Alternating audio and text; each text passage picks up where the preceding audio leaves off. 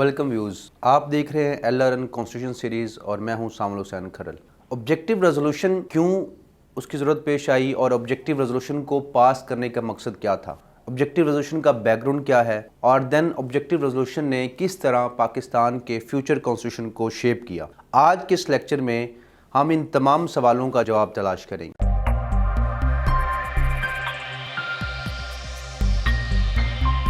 جب پاکستان کی constitution assembly وجود میں آتی ہے تو اس اسمبلی کا سب سے امپورٹنٹ کام جو ہے وہ یہ ہوتا ہے کہ اس نے پاکستان کے لیے ایک کانسٹیٹیوشن بنانا ہے اور لیجسلیشن کا کام جو ہے وہ مکمل کرنا ہے۔ اب وہ کانسٹیٹیوشن اسمبلی جو سب سے پہلا ڈرافٹ تیار کرتی ہے اور اس ڈرافٹ کو اسمبلی کے اندر پریزنٹ کرتی ہے، وہ ڈرافٹ ہوتا ہے آبجیکٹیو ریزولوشن کا۔ بیسیکلی یہ قرارداد مقاصد ہے، اس کا مقصد یہ ہوتا ہے کہ ہم نے جب پاکستان حاصل کیا اس سے پہلے 1940 میں جب پاکستان کی ریزولوشن کو پریزنٹ کیا گیا تو یہ ایک آئیڈیا دیا گیا کہ پاکستان جب بنایا جائے گا یا جو پاکستان بنے گا وہ اس اصول کے مطابق ان احکامات کے مطابق بنایا جائے گا اور اس بننے کے بعد ان اصولوں کے مطابق زندگی کو جو گزارا جائے گا۔ اب آبجیکٹیو ریزولوشن جو ہے بیسیکلی وہ جو وعدے کیے گئے تھے ان وعدوں کو تکمیل دی جا رہی تھی۔ لیاقت علی خان نے ایز اے وزیر اعظم آف پاکستان 12 مارچ 1949 کو آبجیکٹیو ریزولوشن جو ہے وہ پریزنٹ کی۔ اس میں جو بیسک پارٹ تھے جن نکات پہ ڈسکشن کی گئی وہ تمام وہ نکات تھے جن کا مسلم لیگ پچھلے 7-8 سالوں میں جن کی ڈیبیٹ کرتی رہی اور جن پوائنٹس پہ مسلم امہ کو سب کانٹیننٹ کے اندر اکٹھا کرتی رہی۔ اب ان تمام پوائنٹس کو جو ہے وہ ڈسکشن میں لایا گیا اور کہا گیا کہ ان کے مطابق پاکستان کے جو فیوچر کانسٹیٹیوشن ہے ان کو بنایا جائے گا۔ سر پیپرز میں یہ سوال آتا ہے کہ ہاؤ آبجیکٹیو ریزولوشن جو ہے shape the future constitution of Pakistan, تو ہم یہ یہاں پہ سننا اور یہ سمجھنا بہت ضروری ہے کہ آبجیکٹیو ریزولوشن کی بیس پہ ہی 1956 کانسٹیٹیوشن، 1962 کانسٹیٹیوشن اور 1973 کانسٹیٹیوشن بنایا گیا۔ تینوں کانسٹیٹیوشن کے پریمبل میں آبجیکٹیو ریزولوشن کو شامل کیا گیا۔ مطلب یہ ہے کہ ہمارے آنے والے تمام کانسٹیٹیوشن آبجیکٹیو ریزولوشن کے مطابق فالو کیے جائیں گے۔ دوسرا ایک یہ ہے کہ قرارداد مقاصد جو ہے اس کی امپورٹنس اور اس کی جو کانسٹیٹیوشنل اہمیت ہے اس کا اندازہ یہاں سے لگایا جا سکتا ہے کہ یہ کہا گیا کہ آنے والے سالوں میں جتنی بھی چینجز ہوں گی کانسٹیٹیوشن کے اندر وہ تمام کی تمام اس سیاق و سباق سے ہٹ کے نہیں ہوں گی۔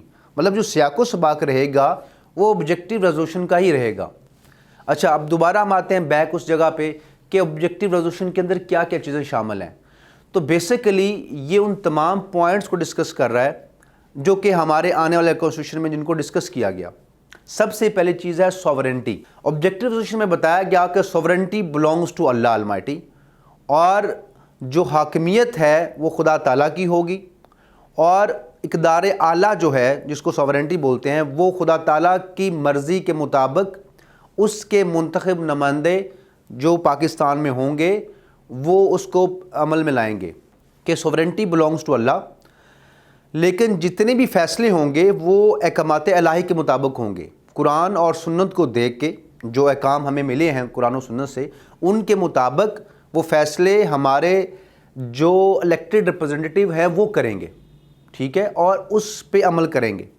سیکنڈ پوائنٹ جو تھا وہ بڑا امپورٹنٹ اور وہ اتھارٹی ہے، وہ سیم لنک کر رہا ہے سوورنٹی کے ساتھ۔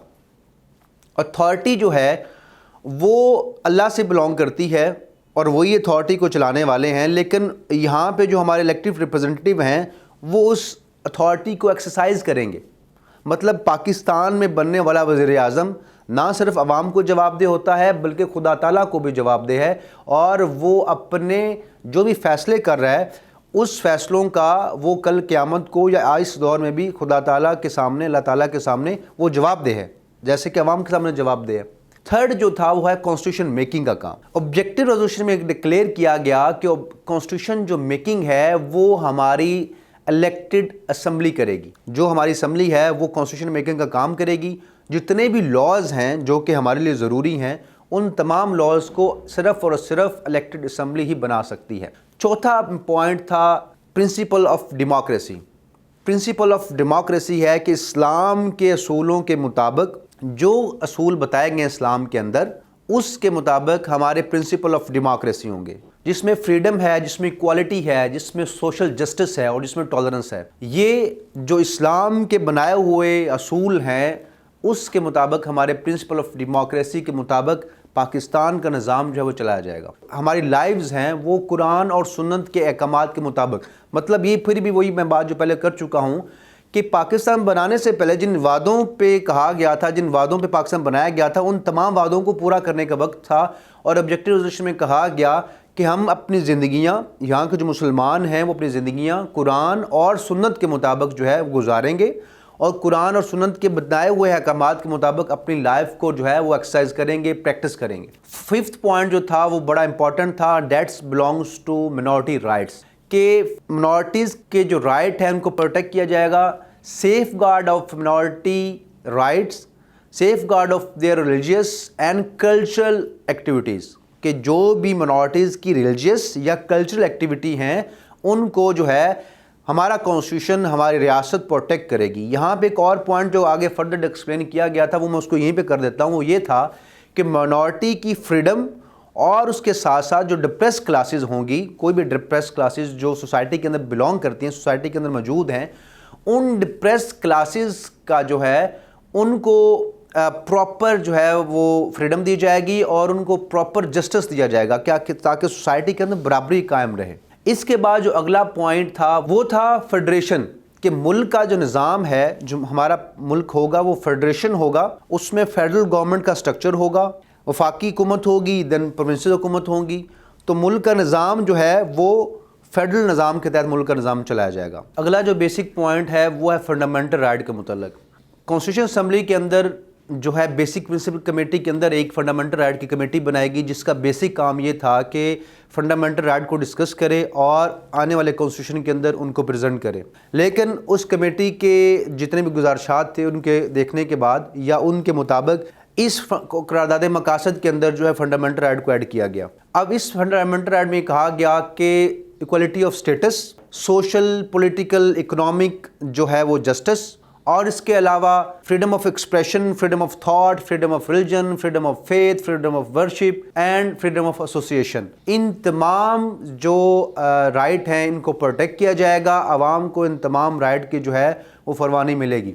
فنڈامنٹل رائٹ کے بعد نیکسٹ جو امپورٹنٹ پوائنٹ ہے وہ ہے انڈیپینڈنٹ جوڈیشری کا، کہ پاکستان کی جو عدلیہ ہے وہ آزاد ہوگی، وہ بغیر کسی دباؤ کے کام کرے گی، وہ نہ گورنمنٹ کے تابع ہوگی نہ کسی اور ادارے کے تابع ہوگی، بلکہ آزاد اپنے فیصلے کرے گی۔ اور اس کے بعد لاسٹ یہ تھا کہ انٹرنیشنل کمیونٹی کے اندر رہتے ہوئے ہم انٹرنیشنل پیس کی بات کریں گے، پاکستان انٹرنیشنل کمیونٹی کا حصہ ہوگا، اور ہمارا امن کے لیے جو ہے ہمارا پیغام ہوگا کہ ہم دنیا میں امن چاہیں گے۔ تو بیسیکلی یہ 10 پوائنٹ تھے جن کی بیس پہ ہمیں یہ ایک آئیڈیا دیا گیا کہ پاکستان آنے والے سالوں میں کس طریقے سے پریزنٹ کیا جائے گا اور کس طریقے سے بنایا جائے گا، جس میں کانسٹیٹیوشن میکنگ کی بات کی گئی، جس میں سوورنٹی کی بات کی گئی، اتھارٹی کی بات کی گئی، کہ حکومت کیسی ہوگی، حکومت کو کس طریقے سے چلایا جائے گا، منورٹیز کو کس طریقے سے رکھا جائے گا، لوگوں کی زندگیاں کس طریقے سے جو ہے وہ یہاں پہ گزریں گی، اس کے علاوہ عدلیہ کیسی ہوگی، اور لاسٹ پہ کہ فارن پالیسی کیسی ہوگی۔ اکثر کمپٹیٹیو ایگزام میں یہ سوال اب آتا ہے کہ how objective resolution satisfy the religious and secular people of Pakistan, کہ جو 2 سیگمنٹ ہماری سوسائٹی کے اندر موجود تھے، اور اکثر لوگ اس پہ بحث بھی کرتے ہیں۔ کچھ لوگ کہتے ہیں جی قائداعظم جو تھے وہ سیکولر پاکستان چاہتے تھے، کچھ لوگ کہتے ہیں نہیں قائداعظم جو ہے وہ مذہبی پاکستان چاہتے تھے، اور جو ہمارا کانسٹیٹیوشن ہے وہ بالکل اس کا آئین ہے۔ اس سوال کے جواب میں اکثر یہ بحث آتی ہے کہ کیا آبجیکٹیو ریزولوشن نے اس کو سیٹسفائی کیا دونوں سیگمنٹ کو، تو بالکل یہ سوال اس طریقے سے ہو سکتا ہے کہ آبجیکٹیو ریزولوشن نے مذہبی سیٹسفائی بھی کیا، کہ جو وعدے کیے گئے تھے 1940 میں اور اس کے بعد آنے والے سالوں میں، ان تمام وعدوں کے مطابق لوگ اپنی زندگیاں اسلام کے مطابق گزار سکتے ہیں، ہمارا جو ملک ہوگا وہ اسلامک ملک ہوگا، سوورنٹی اللہ کے پاس ہوگی، اتھارٹی اللہ کے پاس ہوگی، اور یہاں پہ جو لوگ ہیں وہ اس کو ایکسرسائز کریں گے، فیڈریشن ہوگی۔ یہ تو سارے اسلامک پوائنٹ آف ویو ہو گئے، لیکن اس کے ساتھ ساتھ جو سیکولر مائنڈ سیٹ کی کنسپچول تھا وہ یہ تھا کہ فنڈامنٹل رائٹ دیے گئے پراپر، ٹھیک ہے، کہ آپ جس مذہب کو فالو کریں کوئی اس میں قدم نہیں ہے، آپ جس مسلک کو فالو کریں کوئی مسئلہ نہیں ہے، آپ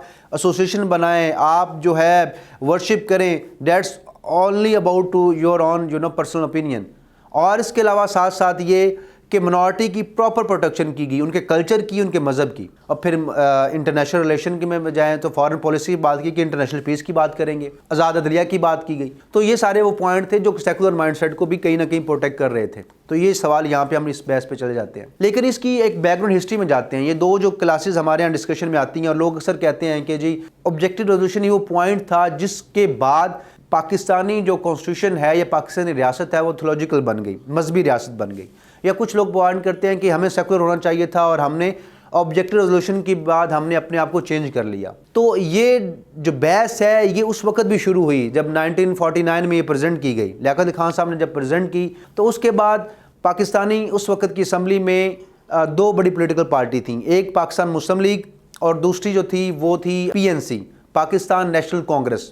پاکستان نیشنل کانگریس میں موسٹلی جو لوگ تھے وہ منارٹیز سے بلونگ کرتے تھے، جس میں بپندرا کمار دتا، چندر چٹوپتھیا اور پریم ہری برما، یہ ایسے نام تھے. جب پریزنٹ کی گئی آبجیکٹو ریزولوشن تو انہوں نے اس کی مخالفت کی. سب پوائنٹ کی مخالفت نہیں کی، کچھ پوائنٹ کی مخالفت کی، جیسے کہ سورنٹی کی بات کی گئی، جیسے کہ اسلامک ویلیوز کے مطابق لائف گزارنے کی بات کی گئی، یا جو پرنسپل آف ڈیموکریسی ہیں ان کے اوپر بات کی گئی کہ ان کے اندر تھوڑی چینجز لائے جائیں اور اسلام کا ورڈ یوز نہ کیا جائے، مذہب کا استعمال نہ کیا جائے. ٹھیک ہے، مذہب کے علاوہ جو ہے اس کو پریزنٹ کیا جائے. یہ بات ہوئی گئی.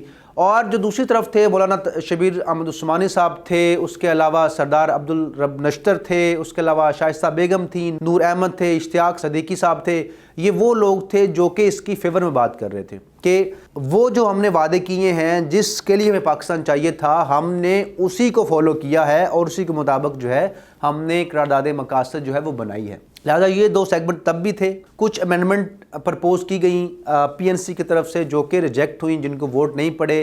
لہٰذا قرارداد مقاصد پاس ہو گئی اور قرارداد مقاصد آنے والے تمام کانسٹیٹیوشن میں ایز اے پریمبل استعمال ہوئی. اور آج کے وقت میں بھی کوئی بھی امینڈمنٹ اگر کی جاتی ہے تو یہ لازمی دیکھا جاتا ہے کہ وہ قرارداد مقاصد کے اصولوں کے خلاف نہ ہو. آئی ہوپ آپ کو آج کے لیکچر سمجھ آئی ہوگی. جو بھی آپ کی سجیشن ہے آپ ہمیں کمنٹ باکس میں دے سکتے ہیں. اپنا خیال رکھیں. اللہ حافظ.